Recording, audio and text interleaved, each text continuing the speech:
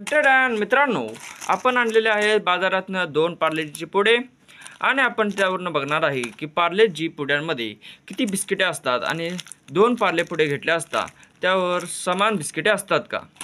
तर आपण बघू शकता 10 रुपयाच्या पार्ले पुड्या आपण घेतलेला आहे आणि आपण ही पॅकिंग आपण कुठे फोडलेलं नाही आहे, तर आपण तुम्ही बघू शकता। तर ठीक आहे, तर आपण पहिल्या पार्लेजी पुड्यामध्ये किती बिस्किट असतात हे आपण बघूया। तर तुम्ही बघू शकता मी आता ह्याला कात्रीच्या सहाय्याने कापणार आहे। तर मित्रांनो, आपण हे कात्रीच्या सहाय्याने कापलेला आहे आणि हा पुडा आपण फोडलेला आहे। तर आपण या पार्ले पुड्यामध्ये किती बिस्किट असतात हे बघूया। 8, 9, 10, 11, 12, 13, 14, 15, 16, 17, 18, 19, 20, 21। तर पहिल्या पार्ले पुड्यामध्ये आपल्याला 21 बिस्किटे गावलेले आहेत। तर आपण आता हा दुसरा पार्लेजी पुडा फोडून पाहू की यामध्ये किती बिस्किटे असतात। तर मित्रांनो, मी परत ह्या पार्लेजी पुड्याला कात्रीच्या सहाय्याने कापणार आहे।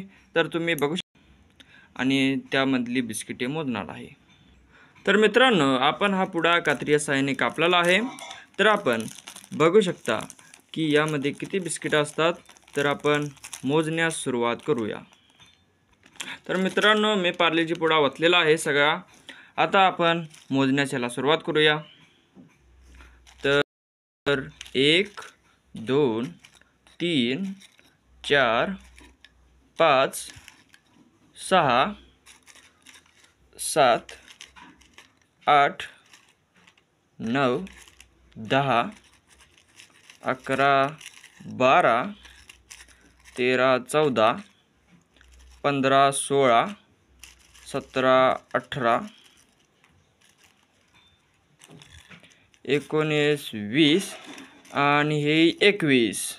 तर आपल्या दोन्ही निष्कर्षावरून पहिल्या पार्ले पुड्यामध्ये आणि दुसऱ्या पार्ले पुड्यामध्ये 21 बिस्किटे असतात हे आपण यावरनं कळालं आहे।